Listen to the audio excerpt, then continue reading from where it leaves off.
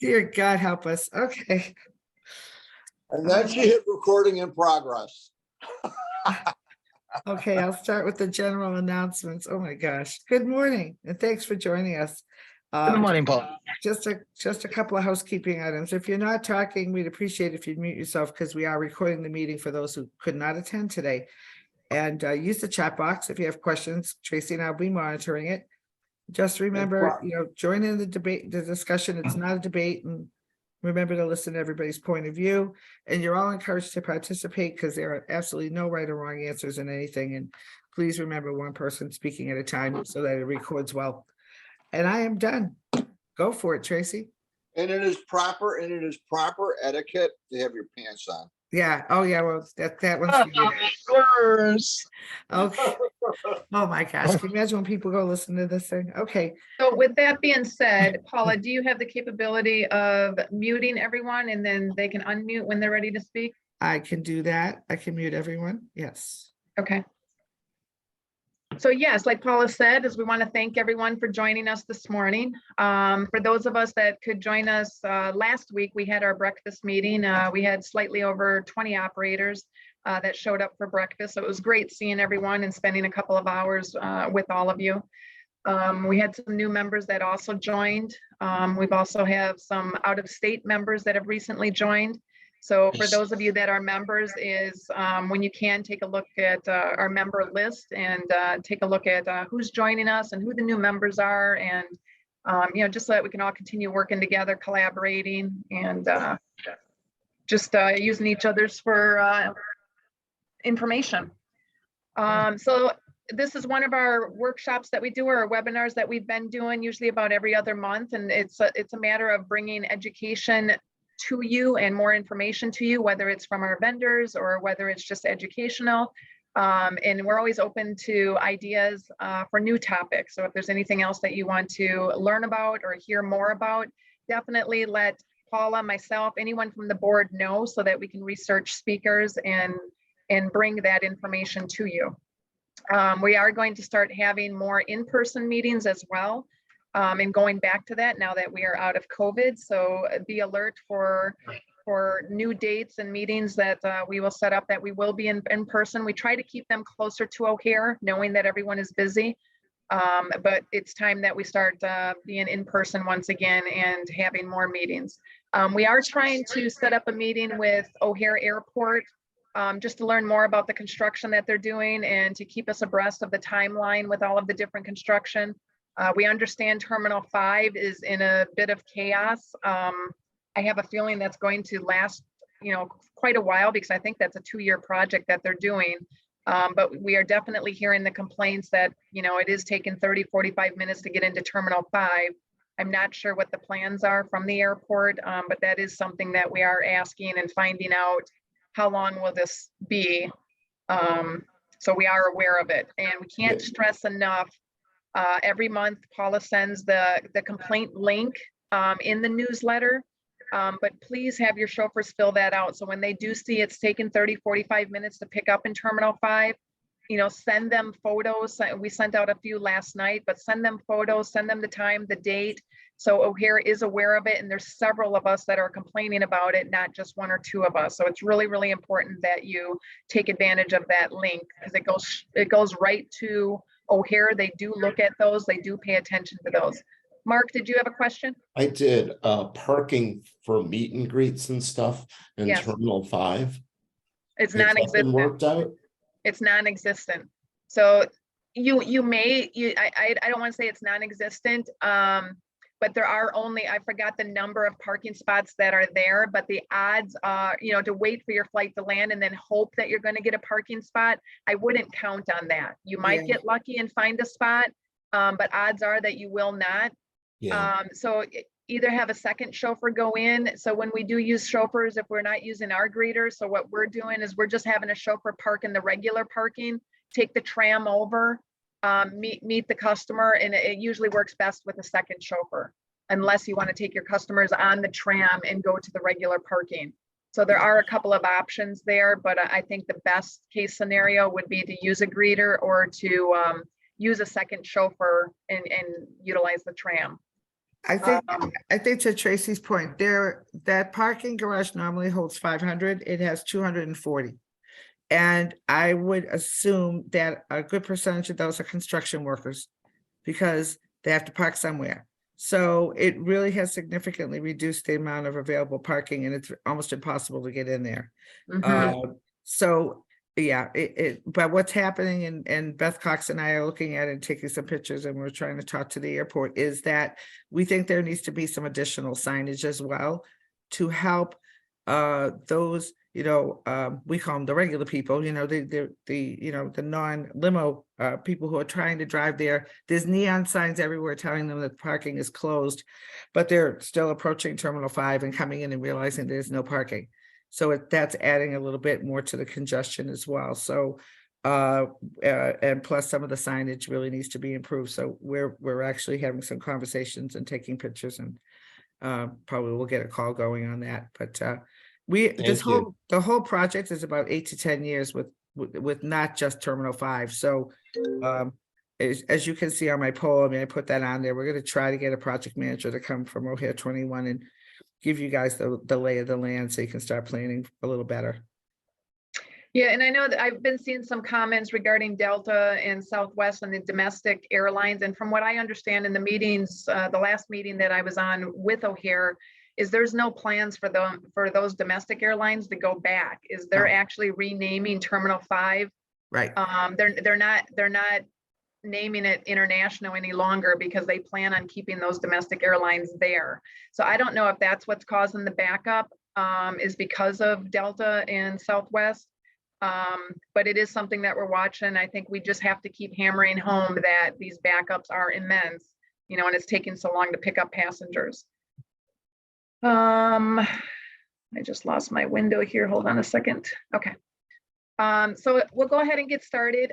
Before I introduce Maren, I would like to introduce our board of directors. I see several of them are on the call, which is awesome. Alphabetically, we have Kaya Armagan of Flash Limousine and Buses. We have Beth Cox of Cox Livery Service. Paula DiBiase of Chicago Coachworks, who is also our secretary and executive director. We have James Jordan of Lux Tux Transportation. We have Lynn Kathkes of Galaxy Limousine. Michael McDaniels of Shriver Transportation Insurance. Jay Pearson of Century Business Solutions.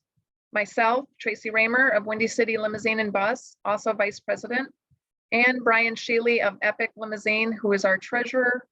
And actually, last but not least, Art Rento of Pontarelli, who is our president. He is in the vehicle right now, which is the reason that I'm doing the introductions. Okay, and now I will introduce our speaker, Maren Graham, owner of MJGraham Visual Solutions, a digital marketing firm.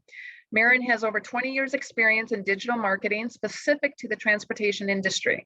She specializes in search visibility, web design, and the customer experience. Maren has been a longtime supporter of ILLBA for many, many years and a vendor member as well. Today, Maren will be discussing some of the digital marketing trends you should expect for 2023 and some tips on how to prepare for them. So take plenty of notes and please, we'll leave it up to Maren if she wants to take questions during her presentation or if she'd like to wait till the end, but definitely take advantage of the opportunity for Q&A. Maren, I will turn it over to you.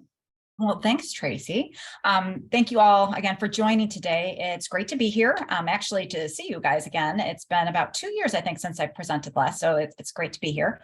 As Tracy just said, I have about 25 years of experience in digital marketing. 20 of those have been working directly with transportation operators. My areas of focus are in website design and development, as well as SEO, but I do quite a bit of work with email marketing, social media marketing, advertising, and strategy as well. So if you're in need of any of those services, feel free to give me a call, or if you have questions specifically about how I could work with one of your businesses, just let me know. I'm happy to have that conversation. So our focus today is going to be centered around the website experience itself and how you can best position yourself for 2023. as I was thinking about how I wanted to present today's content, it got me thinking about this time of year and how we oftentimes spend these last couple days in a given year self-reflecting and thinking about how we might improve ourselves in the following year. Whether that's we want to exercise more, drink less, be more present with our family, lose weight. It's all about how we can create the best version of ourselves moving forward. And that got me thinking, why not apply those same principles to your business to create the best version of your brand possible in the coming year? And in order to do that, first and foremost, you have to put yourself in your customer's shoes. I know that sounds cliche, but really you have to know what it's like to experience working with your business online, what it's like to interact with your business online. You start with your website. Key questions you need to be asking yourself is, how long does it take for it to load? When your customer comes to your website, do they have to dig for helpful information like your phone number? Do they have to call you to get answers to basic questions that should have been present on your website? Is your website readable? Does it make sense? Is it accurate? Are you still showing photos from early COVID? What are you telling people of reasons why they can trust you or why your website might be credible, why they should consider working with you? Because you must answer those questions. They're not only important to your customers, they're very important to Google. Over the past 2 years, Google has been rolling out updates that are specifically targeting performance and quality. They want to know that you're a credible business, that you're a reliable business, that you're a fast loading business, that you're a business that people want to visit. Those are the websites that are going to be showing up in the top search results. One of the most significant of which you may have heard about, is called Core Web Vitals, that rolled out about 2 years ago, and it's becoming increasingly important, and they keep adding more metrics into it. Basically, it's measuring your website performance and what it's like to interact with it. How fast is it loading? How fast does it become interactive? And whether or not it's easy to click on elements or navigate around your website. It's now scoring you both on mobile and desktop. And it's important to note that the mobile is testing against a 4G connection, a slow 4G connection.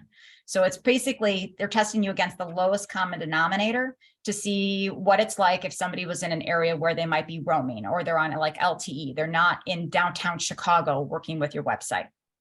We know this is a very important metric of Google's. Not only is it a ranking factor, but it's in all of the leading tools now. It's in all of the page speed tools. It's in all of the SEO tools. It's inside of Google Search Console, and it is a ranking signal. If you think that you have a fast loading website and the last time you tested it or somebody told you it was fast loading was 2+ years ago, chances are you're failing today. And I say that because the metrics have changed. You need to revisit this. You have to determine how well your site is performing, because it is going to impact where you are positioned within the search results. Hey, Maren. Yes. What constitutes an interactive website? What is that? Interactive website is when you load it on a mobile device as you're watching the page load. Let's say you have a call to action at the top of the screen, which might be your booking form. How long does it take for that booking form to allow you to click on an element and start to request a quote and type into it? How long does it take for you to be able to allow users to click on a button or to scroll through elements or to move up and down on the page and see all of that information where you can interact with it and touch it? Does that make sense? So if you've ever pulled up a website on your phone and you're waiting for it to load, but then it's like certain elements load, but that booking form or some sort of key element isn't loading right away, that's what it's looking at. So Okay. this is, So it's more of a speed. It's more of a speed type thing. How efficient? yes, Rather yes, than it being. is. I mean, interactive would mean that you're doing something. Well, interactive would mean the speed would be the interactive part of it. They're very much related. It's how quickly someone can start to use your website. Okay. What suggestions do you have for ways to use the website other than just a web booking tool? Well, we'll get to that. We will get to that. Okay. Pardon me? Yeah, that's good. All right, I'm Okay. going back up. I'll leave you alone. So when you want, the first and foremost, before you know what you want to fix or what constitutes any of these areas, you need to know how your site is stacking up. Page Speed Insights is the best tool for you to go to. There are 3 leading ones. We're going to step through each one of them, but this is Google's tool.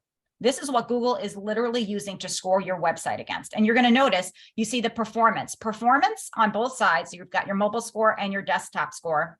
That's where I'm looking at the speed, the interactivity, the core web vitals. But there are 3 new areas that have shown up this year: accessibility, best practices, and SEO.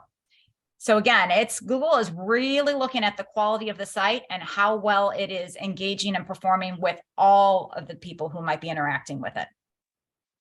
When you're on page speed insights and you run a test, you enter your URL in there and it will show you your 2 scores. You can scroll down and then it's going to tell you what areas you may have for improvement. Oh, nice. GT metrics is similar, but GT metrics is a little bit different than page speed insights, because GT metrics, you have to select, am I going to test on a desktop? And then if you want to see mobile, you have to separately enter in, I want to test on a mobile device. And then it's going to show you your score based off of that. When you scroll down, it's going to show you your performance areas or the structure or any of the potential bottlenecks.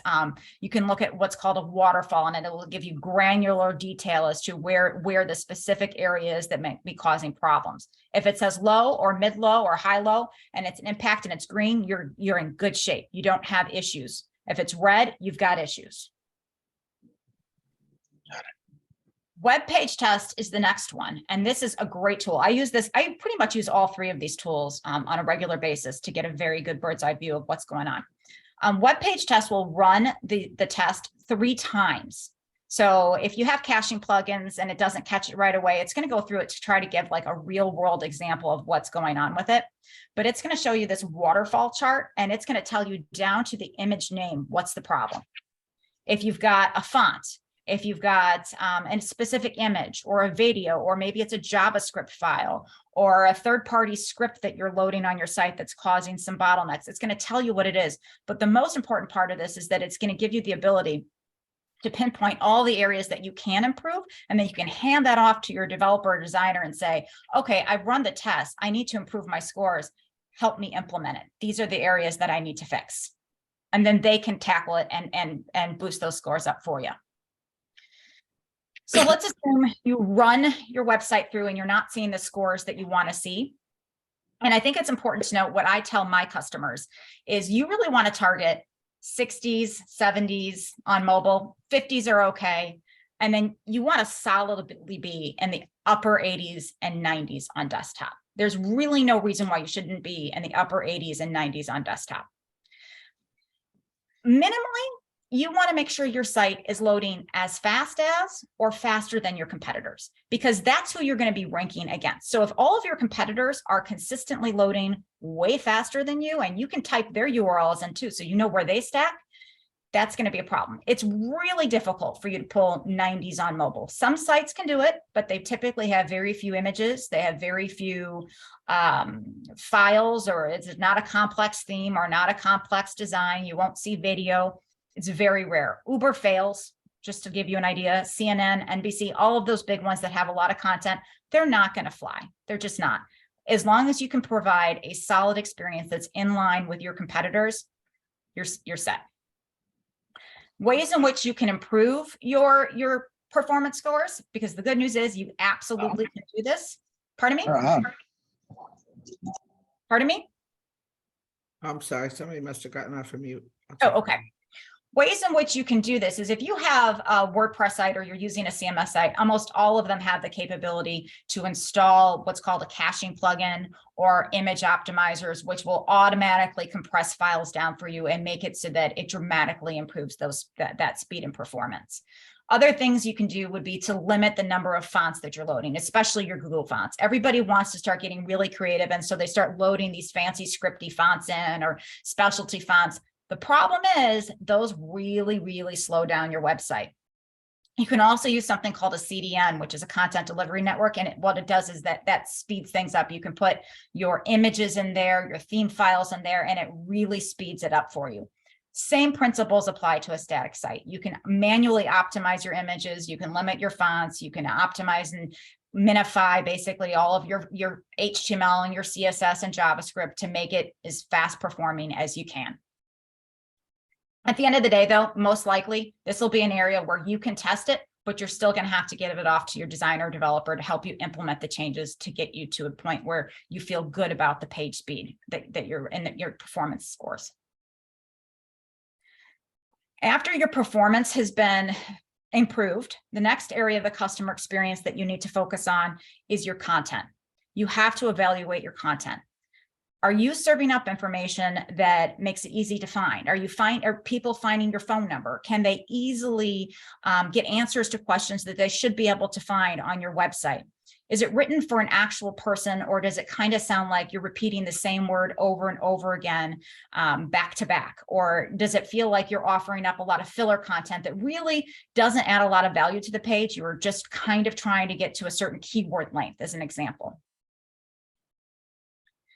The best way to evaluate this is to read it carefully. Ask other people to read it carefully, every page. What I like to do is I print it. And then I try to read the content. If I can't get through it, or it sounds like it's reading awkwardly, or that it was written for SEO specifically, then you need to revisit that content. Because Google, in addition to their performance updates, released their helpful content update, which is laser focused on people first content. It needs to be content that is not written for a search engine, but for people. It needs to demonstrate that you have expertise and experience in what you offer, and it needs to offer up useful or unique content. It cannot look like this. It cannot be written for what looks like literally an example of keyword stuffing. So examples of poor quality content, and I have blacked out the name of the business just to out of privacy's sake. This would be a website that's going to get hit by Google's helpful content update. And when I say hit, you're going to see your rankings drop. Or you might even see yourself get pushed out of the index over time. This company is using a font that you can barely read. It's in all capital letters. It's an outline font. That's problem one. And then if you look at the headers, book, hire, rent, limo service, Palatine, and car service, Palatine. It's a nonsensical string of keywords. This site will absolutely get hit by the content update. Other areas of concern is if you are employing what's called a doorway page, or you have pages on your website for every location you service, you are on Google's crosshairs. They also released an October update called their spam update. They now view pages like this to be spam, simply because they offer little to no value. So if you have a website that has a series of pages for every location you go to, and you're telling people basically when they get there that you're 17 miles away from the airport, that this suburb's located in Cook County, you're 50 minutes from downtown, that offers almost no value back to the reader that they couldn't have gotten if they hit your homepage or one of your service pages. What's going to happen with these is if you get hit by that spam update, Google's simply going to say, yeah, we're not going to count these, and they're going to de-index them. And you're going to think to yourself, well, what happened to my traffic? I'm not seeing the rankings I wanted to see. If you log into Google Search Console, you're going to see that you maybe used to have 150 pages that were indexed or found in Google search results, and now you have 20. It's just going to push these out. So you're better off removing them now. If you're going to keep doorway pages, every one of those pages has to have some relevant, unique content of why it is that you are saying that you, like, for example, service Schaumburg. What about the Schaumburg area and your service in Schaumburg is different than that of other areas? So I just want to clarify. So having multiple pages for multiple cities is not necessarily a bad thing, as long as it actually provides content for, and forgive me if they're not there anymore, but you know, I had an uncle that used to live in Schaumburg. Like, there was the Schaumburg Flyers, and talking about the Schaumburg Flyers, the baseball stadium, and that there's the little airport that was right there off the Elgin O'Hare Expressway. Like, having, like, here are things why, you know, that make Schaumburg special, or here's something that makes Aurora special. I mean, is that? No, it needs to be specific to your business. Okay. It needs to be something. So if you're going to say, if you're going to have a page for Schaumburg on your website, you need to be able to demonstrate to Google that that page is worth being in their index. So if somebody were to come to that page, it clearly says, you know, yeah, we service the Schaumburg area. Here are the things that we offer to Schaumburg. We partner with these businesses. You have photos that are of your vehicles in Schaumburg, or videos, something to lend credibility to the fact that this page is relevant enough to be a standalone page on your website. Okay. Examples of helpful people first content. This is an excellent page that will give you all of the cues that you need to be focused on when you're writing or putting together a page. FAQs that are specific to the service and focus with a link to a full FAQs page. Video that demonstrates your expertise and your experience in this specific service area. A photo that is not a stock photo. It's a real photo. It's a credible photo that you couldn't have just downloaded from Shutterstock or iStock or Adobe Stock. And then you have readable content. It's still well optimized. There's still keywords in there. Airport transfers, shuttle service, charter packages, point-to-point, wedding packages, but it's written in such a way that a person can read this and it's meaningful. It's not overly optimized, and that's key. Here's another example. Phone number at the top. I know that sounds basic, but you'd be surprised at how many people try to bury that phone number. Phone number needs to be present at the top. Clear call to action. It's above the page fold. You can see what it is. You know what you're supposed to do. You can still have well-optimized quality content. Again, you read through this. This has optimization applied to it. The difference is it's not overly optimized. It's written for a person. So let's assume you've gone ahead, you've printed off your content, you know that you have some areas you need to improve. First and foremost, fix the grammatical errors and typos. There's nothing that looks worse to a person when they see a website filled with grammatical errors and typos. Make sure it's accurate and readable. If you still have pictures and banners talking about COVID from 2020, you've got to get those updated. If your pricing is outdated, you need to get that updated. If Google's last snapshot of your website, your sitemap is saying 2019 or 2020 because you haven't revisited any of those pages in a long time, they haven't changed, it's time to revisit it and freshen it up. Answer questions, not just have a general FAQ page, but try to bring some of those FAQs into the various service areas. If you're not sure what to include, ask your employees. I am confident that they probably know the questions that they have to deal with most often. They probably know the answers. It's 3 to 5 per service area. Get them on the website. And last, hire a photographer. Yes, you can still have stock photos, but your entire website should not be solely based upon stock photos. You need authentic photos of your people, of your vehicles, of your customers, if you can get them, of your team performing that service, because it lends credibility to your business. It lends credibility to the website, which brings us to our second resolution, which is basically eat. Google's been very, very busy. In addition to performance and quality, they're looking at your credibility. They're looking at whether or not your site can be trusted. Those metrics stand for experience, expertise, authoritativeness, and trustworthiness. At the center of it is trust. And this is something that is extremely important to them, and it is a ranking factor.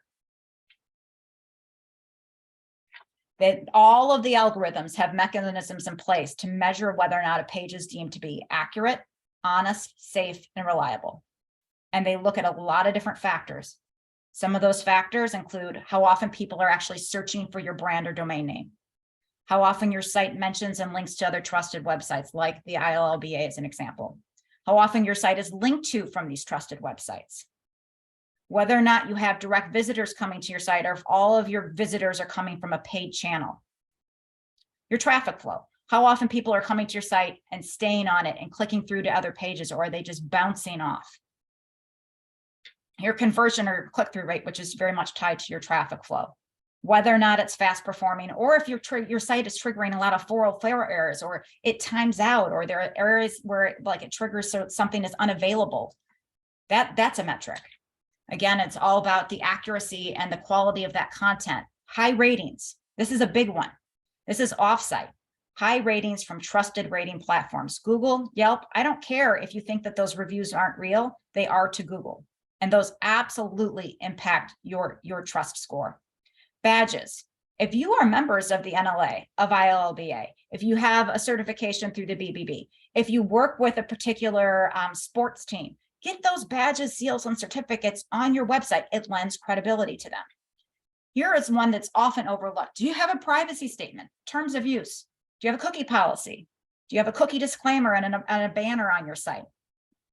All of these things lend to the credibility of your site. And the last one is press and media. If you do a lot of press releases or you have a lot of news that you're pushing out, you have a blog, you want to make sure that you have some editorial means for people to contact you. So eat boosters. This goes back to the quality of the site and the quality of the content that we just talked about a few minutes ago. Incorporate videos of your service. These don't all have to be professional. They don't have to be professionally shot, but you should have them. If you can, you should have them. Sprinkle them into social media and on your website. Big one, real photos. Again, it lends credibility and builds that trust factor that you are actually demonstrating and showing real world experience and expertise in the service that you're delivering. You can also share employee pictures, their stories, their reviews, their feedback on social media and website. They can become an extension of your brand ambassador. Basically, you're asking them to deliver what's called UGC, or user-generated content. It's very, very powerful to Google. It looks at that and says, okay, these people, they have said that this is a good business to do, this is a good brand, this website is good to do business with. It lends credibility to you. Another one that's often overlooked, but update that About Us page. Make sure it says how many years you've been in operation. Who's your leadership team? What's the history of your company? Is there anything specific? Like, are you a woman-owned business? These are relevant factors that lend credibility to your brand.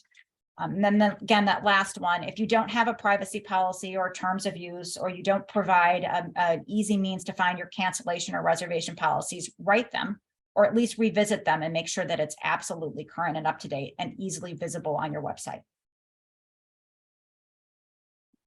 With the affiliations and badges, these are 3 examples of 3 different sites that do it.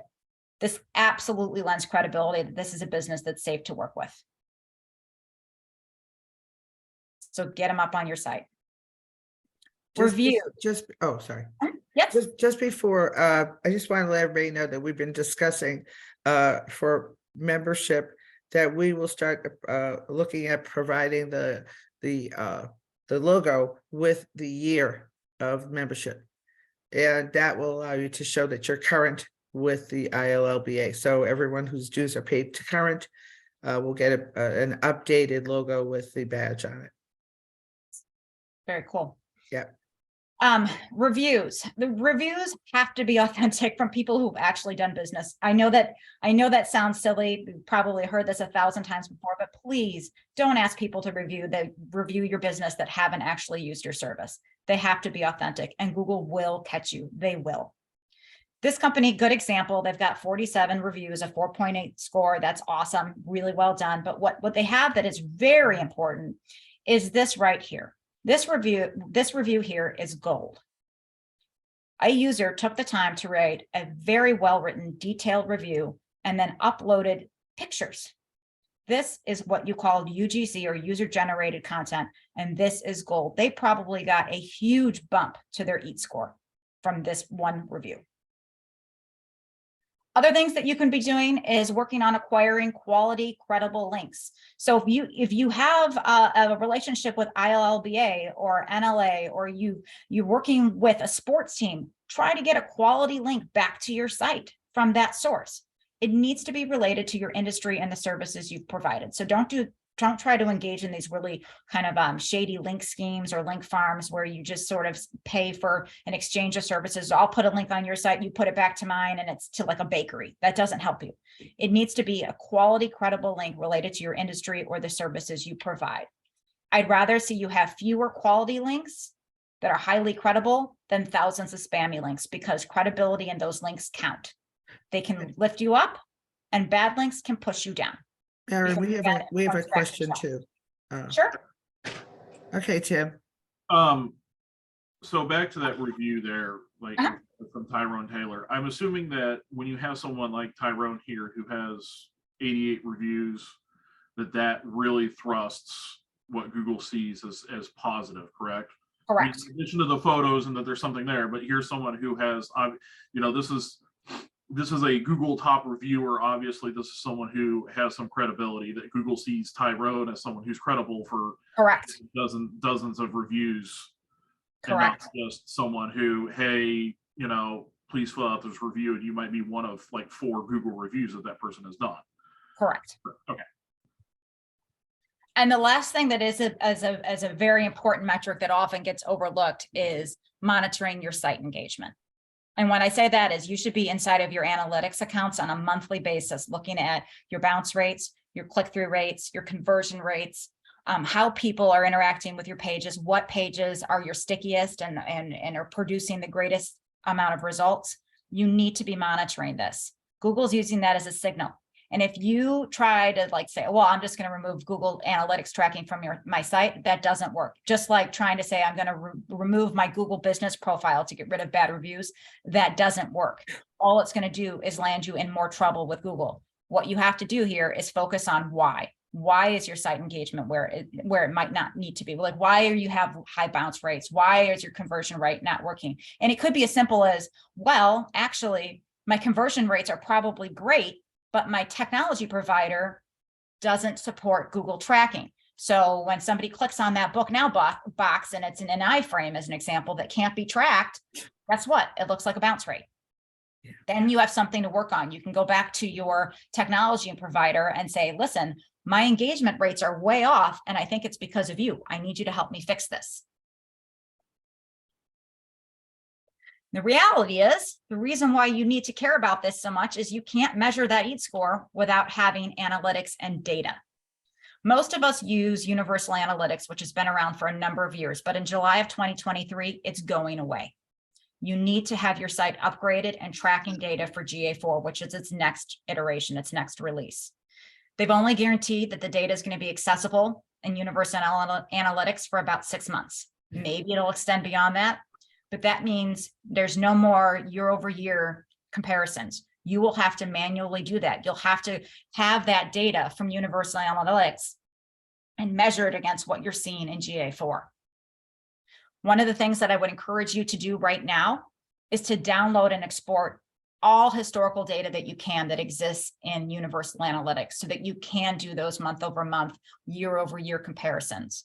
If you get GA4 set up on your site now, you can run it concurrently with Universal, and that allows you to kind of build up at least some historical data from January, or most likely January, through July, so that you have something that you can do at least month-to-month comparisons on.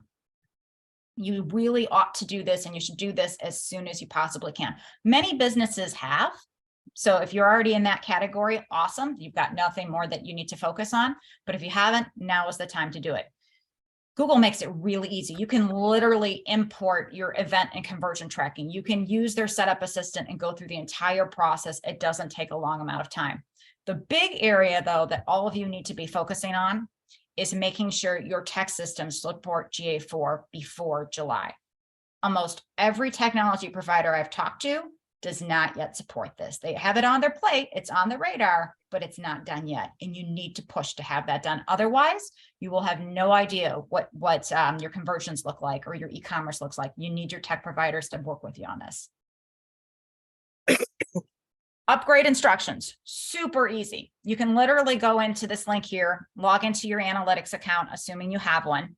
You press this little button on the bottom that has admin, just right here. Select your property, which is just your website, and you literally click on GA4 Setup Assistant. It walks you through the entire process. It'll show you if you have a property that's set up. If this says connected, you're all done. You can step away, you're finished. If it says not connected, then you can go through the prompts. Literally, it's I create and continue. Okay, sure, I want to do this. It's pressing buttons. If you have a tag that's already set up, like a Google site tag, you just press here and select from the list of options, or you say, I want to install a new one. If you hit install a new one, it will look at your website and will sense whether or not you're using a CMS or a web page builder like WordPress or Wix, and it will try to integrate the code for you. If you need to do it manually, it literally tells you copy this code and put it into the head of every page you want to track. Right. It takes, honestly, 5 minutes to set this up. Hand this off to your designer or developer, ask them to double check that you're set up for GA4, get it done so that you can just allow it to start collecting that data from now until July, and then you've got that ready to go. And Google has been sending out emails, so if you're one of these Constantly. folks, yeah, I don't know about the rest of you, but I mean, I have my own developer, and basically every message that comes out, he gets it immediately. And the Yep. thing is that they're giving us a lot of warnings, so you can start to see, and if you're in workspace, you get even more than that, like we are. So if you haven't been looking at those, I would get someone to look at those for you, because they're almost every other day, some other announcement is coming out, so. And you don't wanna GA4 miss is just like Universal. It is Yep. only effective from the day that you install it moving forward. So Yeah, if you you'll lose wait everything. until June 30th to do it, you will have no data before June 30th. Yeah. If you wait to set it up in July and then you forget to go in and download all of your historical data, 6 months from now, 5 months from then, it's up to Google. It's at their discretion of when they're going to fully retire Universal. You'll lose all access to that. So looking back to see how you did pre-pandemic will no longer be an option. I know a lot of transportation operators use 2019 data to see how well they're performing at this point. You won't have the ability to do that if you don't download that data now. Then basically, literally, it just says connected. You can see it here. You can go to your property and you're done. Very, very easy. This link bot at the bottom, Paul, I'm sure you're going to send this out, right? Yes. Okay. This gives you links to tutorials and videos so you can understand how to read the GA reports. If you just hand this off to your designer developer and they'll help you out with this too. I mean, they can pull the reports for you as well. It's pretty similar. It's more visual, which is nice, but it is very similar.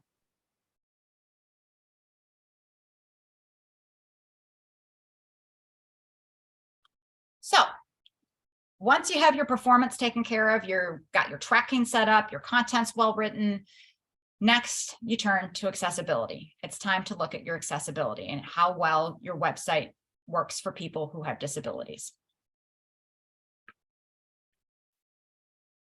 In 2022, there were over 100 lawsuits filed per week for ADA-based digital issues. Over 100. DOJ has taken the position that goods and services, even those offered online, should be accessible to all. It's only a matter of time before this is going to become law. You cannot discount this.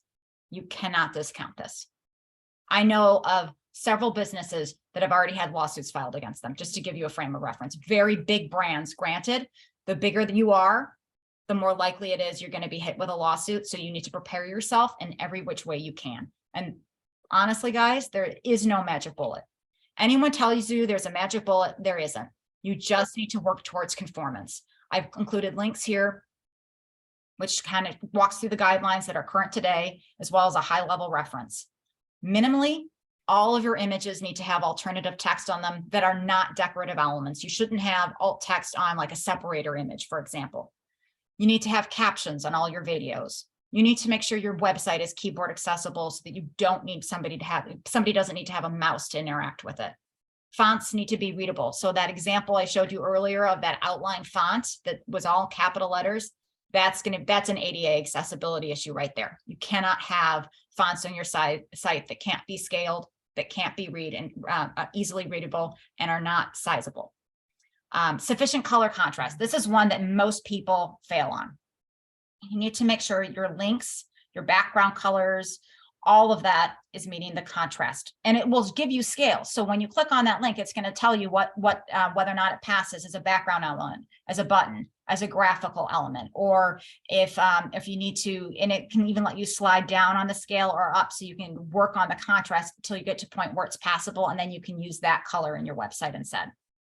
Move away from links that say learn more, read more, click here, in favor of things that say, for example, vehicle details, tour info, things like that that are more meaningful to assistive technologies. But first and foremost, no matter what you do, you must have an accessibility statement on your website. It can be complex if you've been working aggressively towards conforming to the guidelines, or it can be very simple. Here's an example of a very simple one. It literally says, we're working towards conformance. We're not there yet. Here's the place that you can reach us at if you have questions. Here's our email address. Here's our postal address. Here's our phone number. And then you're done. Very simple. Hey, if- Maren, can they actually Google and find some samples of accessibility statements, or what would you recommend? See these here, choose links. Yep, You can literally download accessibility statement examples from the web content accessibility guidelines itself. Okay. They will literally tell you how you want to write it. okay. You can copy and paste and put your brand name in it. How about that? That's cool. Yeah, very easy. Maren, can you repeat that last sentence you said about the copy and paste thing? I didn't quite get that. Sure. So you can literally go to these websites, these links right here, planning statements and examples, and you can copy and paste their example statement into your website and put your brand name in. It literally says insert company name here, basically. You put in your contact information, your brand name, and you're set. Thank you. I hear a lot of people looking at doing accessibility plugins. If you have a WordPress site, a lot of people will go out to the store and the plugin store basically and search for accessible. And then they'll install these free plugins to make their site accessible. Don't do that. I'm telling you right now, most of them interfere with assistive technology. And actually, there have been a number of lawsuits that have been filed because they have those poorly built plugins that interfere with assistive technology. You are better off if you want to go with an overlay, pay for the premium one. You get what you pay for. The two leading ones are Use Your Way and Accessibility. They're $50 a month. If you're a big brand and you've taken all of those strides to make your website as accessible as possible, looking at your alt text, your images, you have an accessibility statement on your site, and you want just one other added layer of protection, this would be an option for you. But don't go with the free ones. It is not worth it. And I think you've made this point, but it's worth repeating. It doesn't matter what size company you are. When they're out there, when the lawyers are out there looking for accessibility breaches, as it were, they're not going to say, well, this guy's a small operator, we'll leave him alone. That's correct. They're randomly going after it. Or if a client tries to use your site and has problems and they're very active with ADA, you know, and the groups here, and there are many of them, they could come after you just because you were the last site they try to access today, and they're fed up and they're trying to book a trip. So you're absolutely right, Paul. I work with a company in New York. This happened before I was involved with them. So this is a couple of years ago. So this was about 2 years ago, right at the start of COVID. They got hit, and it wasn't a person who had disabilities that they got hit by. It was a law firm just trolling around, big brand name, and they got hit. And when I say they got hit, they had to go to court. They had to redo their, because they're in New York, so the accessibility guidelines there and requirements there are significantly more stringent than they are here. But they had to pay for an accessibility consultant. They had to re-engineer their entire website. They had to have accessibility checkpoints every 6 months to review it. We're talking thousands upon thousands upon thousands of dollars for what they went through. So if you don't think it can happen, it can. And the likelihood is that the way that it's trending, again, lawsuits were up 75% in 2022. They're expected to climb even further and greater in 2023. You're better off preparing yourself now and protecting your business whatever way you can.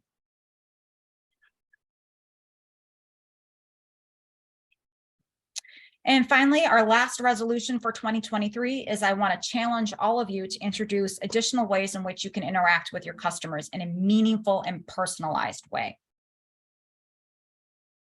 Because buyer behavior has changed. People today, they want to interact with you on their terms. They don't want to wait for you. They're not going to wait for the quote. They're not going to wait for information for 3 or 4 days. They're just going to move on to the next company. There are a lot of things you can do to add interactivity into your website and into your communications plan. I know many companies have delved into the live chat and said it doesn't work for us because we don't have somebody who can monitor it 24/7. You know, we are short-staffed as it is. But the reality is if you use that in concert with chatbots or messaging apps, which hopefully many of you are doing, you can find a way that you can offer that 24/7 level of engagement and you can try to capture those people before they move on to someone else. Chatbots in particular, if they're intelligent enough, can help augment or even complement your booking system and your lead forms, as an example. So for example, you can replicate a lot of those same questions inside of the chatbot and funnel them down to a certain area where they could actually book through the chatbot, or you could funnel them to a customer service representative or someone on your team in sales where they can help them further. So if they're looking for a charter versus an airport run, you can funnel them down the right path and leave your sales team focused on actual leads that are ready to close versus asking all these leading questions where you can qualify or essentially dequalify a lead as it's coming through. Live chat absolutely still has its place. I use it all the time. All the time. If I have an issue with a website or I'm online with a piece of technology, my hosting provider, any of that, the first thing I do before I pick up the phone is I go to the live chat. This live chat bot, it's very intelligent. I encourage you guys to go out to NashvilleLimo.com.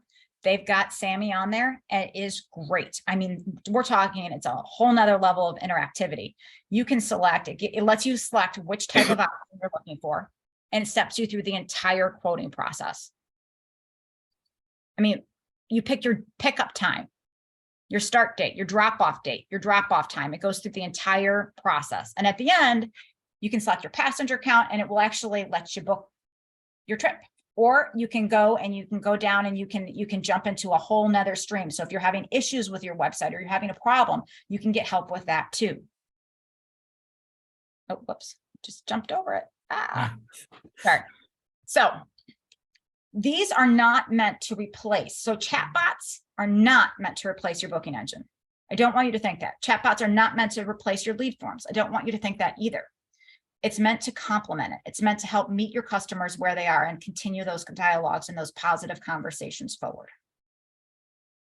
Yeah, we have right now, we just have talk and Talk to. talk to. And it's interesting because we're actually working with the call center. We're going to have them start monitoring it. But what's funny is sometimes we're getting 100 hits a week on it and they're abandoning it. So they give us a report of how many people came into the site and how many left. And so I'm like, yikes, there's 100 people in there. So we're actually looking at putting somebody on there just to monitor it while they're on the calls. For the time being. Absolutely. A lot of people don't want to pick up the phone anymore. Yeah, They'd I know rather I don't. chat with you.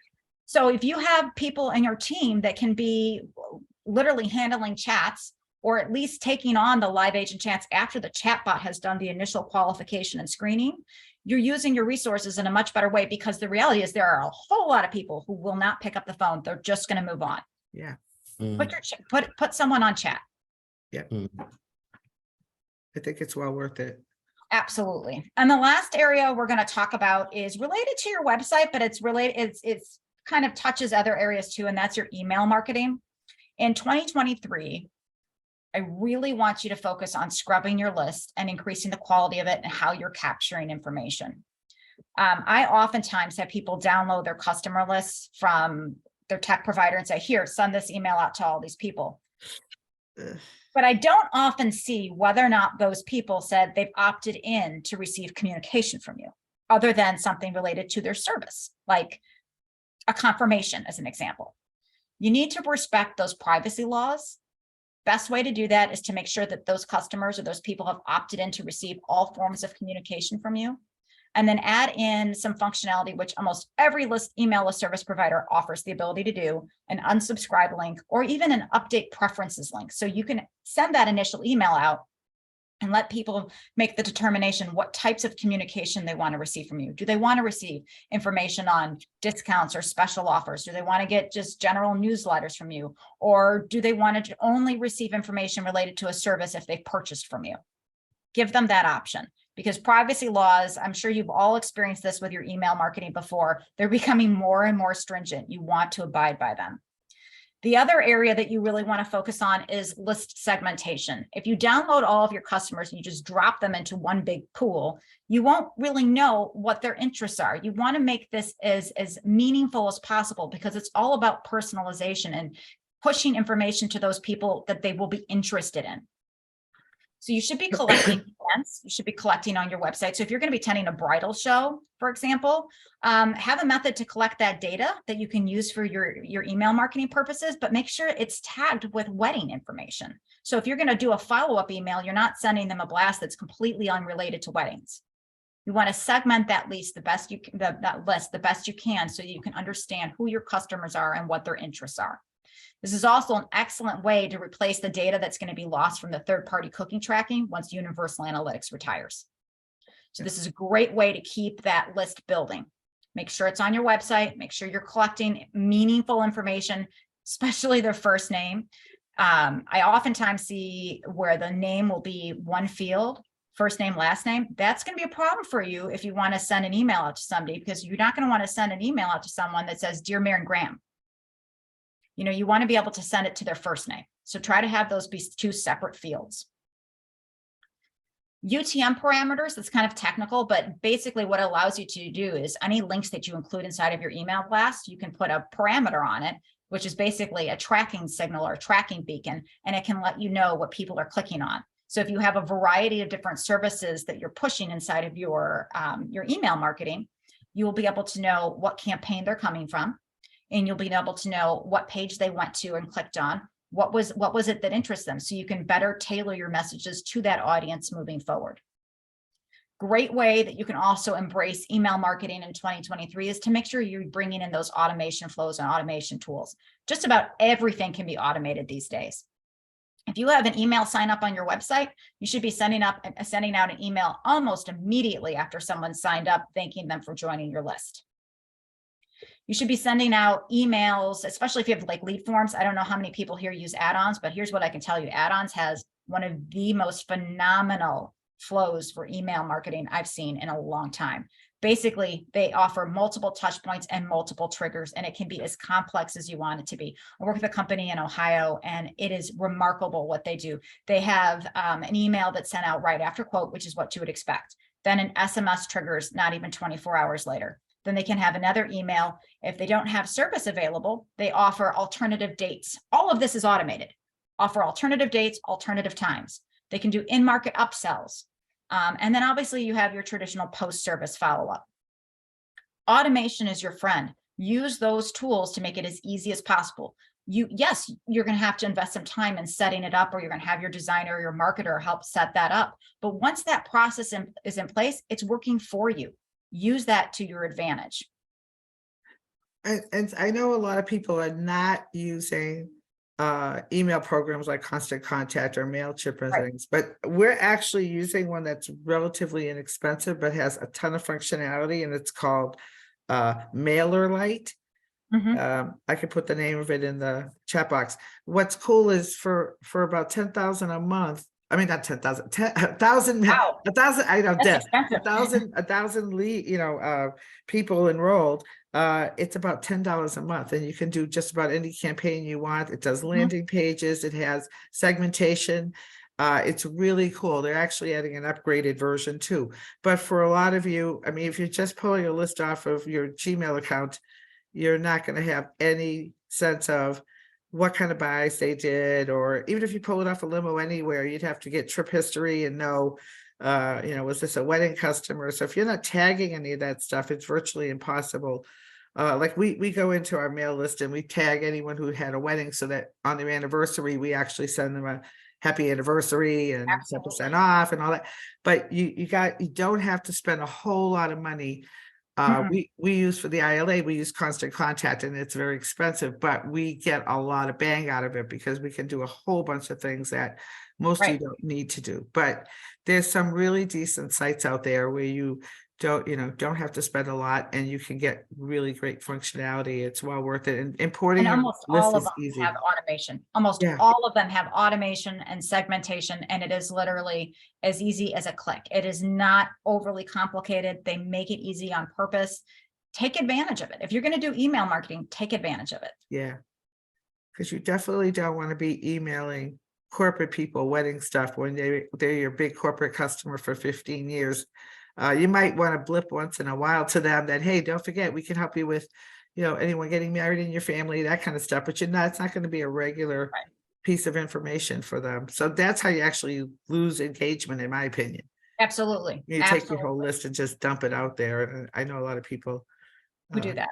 Yeah. Yep. So, So kind of to recap, your resolutions for 2023, if you want to set yourself up for success and really plan for the future, it's making sure you're putting your customer first. You're building trust and credibility in your brand. You have the tools in place to track and measure that engagement, that you're making it as accessible to all audiences as possible, and that you're using those automated tools and I'm going to say elevate and increase the level of communication that you're offering to your customers that's more personalized and meaningful. You need to take these steps because these aren't trends. These aren't things that are going to just go away and come and go. They're going to be part of the search marketing landscape, and they're going to become increasingly important as you move forward into future years. So that's about it. From there, I just want to wish you all a happy holidays. Thank you, Maren. I think we have one question. So Maria, I'm not sure what you're asking. Are you asking if we can give you suggestions for email marketing, or could you Yes. elaborate? Yeah, I don't know. I think you mentioned one, but my phone rang. Okay. I don't, just if you have a couple you could suggest. Well, I think what you need to do is look at your, and Maren, jump in. I think you need to look at your clientele and look at the history that they have had with you as far as the type of work you've done with them, and kind of try to segment those first. So if they are corporate travelers versus, you did a wedding or proms or things like that, and then just determine what you'd like, what the message is for those different groups. Are you asking for the companies that offer email marketing services, or the content that would go within the messaging? No, the companies. Oh, Okay. I see. So, yeah, that's what I read that as. Okay, so okay, I read it the other way. So there are a variety of companies that do this. There are tons of them. The big ones that are highly reliable: MailChimp, Constant Contact, Sendinblue is a big one. There are ones that are premium depending on the size of your list, where if you have a lot of people on your list, Paramount Communications, Emma. There are many, many different ones. You can literally type in email marketing. I would suggest you consider sticking with some of the more, I would say, more reputable or well-known ones, or companies that have other people have said, like Paula's experience. This one has been really solid for us. When you go for ones that you haven't heard of or nobody has used them before, you run the risk that you may not have the same level of spam catches in there, which you want to make sure that email list service provider is set up so that it's looking for those spam catch-alls. It's making sure that you've got a good deliverability rate so that you're not ending up in people's spam filters, things like that. So I would say MailChimp, you can have up to 2,000 subscribers and you can use it for free. That's an easy one. Constant Contact, you do have to pay for. If you have a lot of money, Salesforce is fantastic, but again, they're crazy expensive. Yeah, you might be back. Something like Salesforce, we've looked at it, Maria. I mean, it's great, except it has so many moving parts that I know we weren't going to use. So we decided to just do our own thing. But to Maren's point, there's a lot of companies out there. And I think you want to find someone who really proves to you that they have experience with transportation. Yeah. Because I hear a lot of stories where people will engage someone and they're like, oh yeah, I can do transportation, and they have absolutely no idea. So and if you do use add-ons, that's an awesome program to use, because you can reach out to your leads, you can segment it there, and you can also send to your former customers. And it's honestly, that is a phenomenal way in which you can use your data. Thank you. Okay, we're open for questions. I just want to say, Maren, the amount of information that you shared and the timely information, I mean, is just extremely, extremely valuable. So thank you for sharing all of them. My pleasure. My pleasure. I've already sent a message out to people on our team that I'll be sending them a recording that we need to start looking at this. Yeah, it's just one of those things where a lot of people invested time and money on their website 2, 3, 4 years ago, and they think everything's fine. The problem is in those past 2 years, Google has changed everything. I mean, really, they have.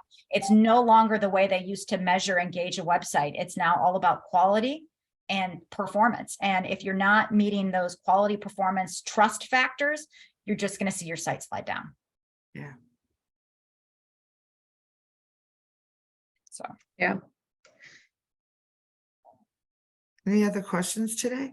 God, you're awful quiet, usually very Do we have boisterous. Maren's contact information, or will there be a follow-up message? Yes, I'll have it inside of the slide deck that I sent to Paula that she can send out to people. Yes, I'll be sending out the slide deck, and the recording should be available tomorrow for everyone. And I really would encourage you. I know I'm going to share it with my developer. I already gave him a warning. He needs to sit in front of the computer and watch it, because we all could benefit from, even if you do a handful of these suggestions, particularly the ones that are going to affect you right away, which is like the GA4 and the accessibility stuff.